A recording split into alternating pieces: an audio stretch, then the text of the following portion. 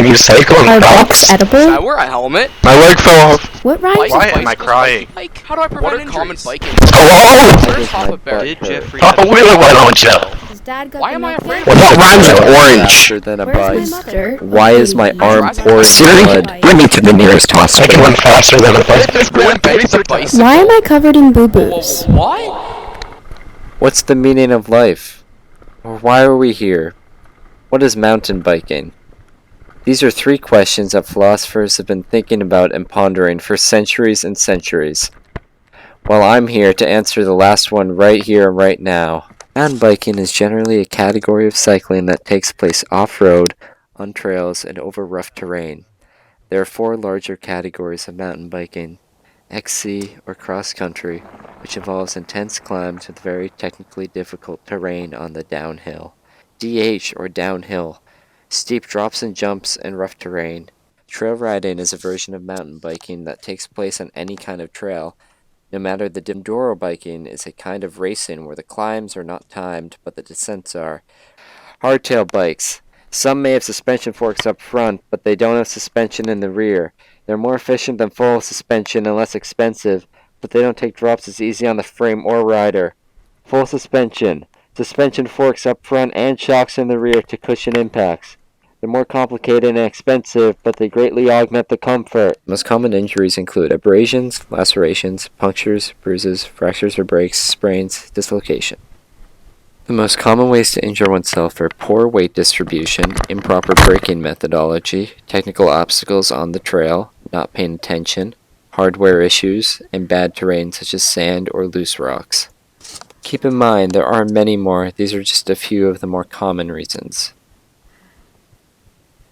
The most common places to be injured I found are knees and elbows, forearms and hands, shins and calves, shoulders, and the head. But to be frank, I've been injured literally everywhere. If you brought up a diagram of a body and asked me to shade it red where I've been hurt, I would shade the whole entire thing red. I've been mountain biking for several years now, and I've had a camera for a lot of that time. That means I've had the good fortune of being able to capture a lot of my most embarrassing moments, crashes, and fails on camera. I have a few of such moments here, and I will explain what I did wrong and how I can do better in the future to protect myself. So now we will watch one of my first falls. Alright, so look, here I come down the hill. I'm sitting down, that's the first big no-no, and I round the corner and boom, I fall down. Now let's review. Why did I fall? Well, it's quite simple actually. I didn't keep my weight center in the right place. I was too far forward. I did not brake, nor did I slow down when I lost control. I only got scrapes and bruises from that. In the future, I can practice standing, leaning back, and squeezing the bike seat with thighs to add stability, wearing knee pads to protect contact surfaces, and positioning hands closer to brake levers to slow down if and when needed. Alright guys, so coming up here is a staged incident. It's showing what happens when you go OTB or over the bars. So look at me, I ran up, I was too scared to do it, so here I go, I'm going on back. What an idiot. Actually, if you look at me there, you can see the idiocy in my movements. I'm too nervous to do anything, so I'm just cruising on back. Check back there. Oh, nothing there because you just saw me roll away. So here you are, you're coming back. You, the camera, with me. Alright, here we go. Seems determined. Alright, what's going to happen? What's going to happen? He squeezed the brake levers. Oh, he fell over. Now what happened is he kept his weight positioned over the front wheel, and that made him go. When he slammed on the front brakes, the wheel stopped, locked in place, and threw him over it. Now that resulted in a deep cut in the heel from the pedals, some bruises, some scrapes. Now to be safe in the future, keep awareness of braking strength, don't lean over the front wheel, and practice bailing in situations like these. Alright guys, coming up here we got a video from my brother Rob being a bad biker. Nah, I'm just playing. So, up here, what we see is he's riding through a parking lot. Ooh, he sees the sidewalk. He spots that gentleman popping up his wheel onto it. He goes to jump. Ooh, better luck next time. So what he did was he improperly positioned himself over his front wheel when he jumped up. He only got a little bruised and scraped. Next time, practice lifting the front wheel on soft soil so that doesn't happen. Approach with a bit more speed so you don't get stopped, and wear knee pads as always. Okay guys, coming up here is an accidental injury that was actually the same way I got my worst injury ever on the bike. Alright, so here's a knee cam me on loose soil, sand. Ooh, and there I go. So what I did was, I had my weight distributed wrong, so I was kicking out the back tire and trying to skid, like holding down the brakes and sliding. But when you have too much speed, what happens is your tire just goes out and it leaves you behind on the ground. I just got little scrapes, bruises, some bleeding.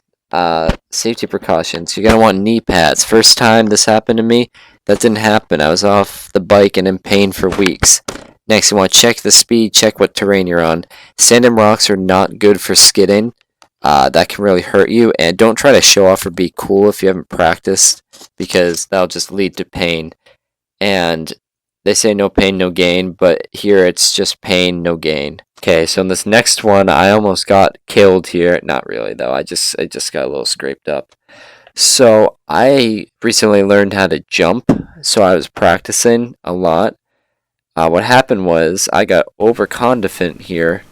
I see a rock to leap off of.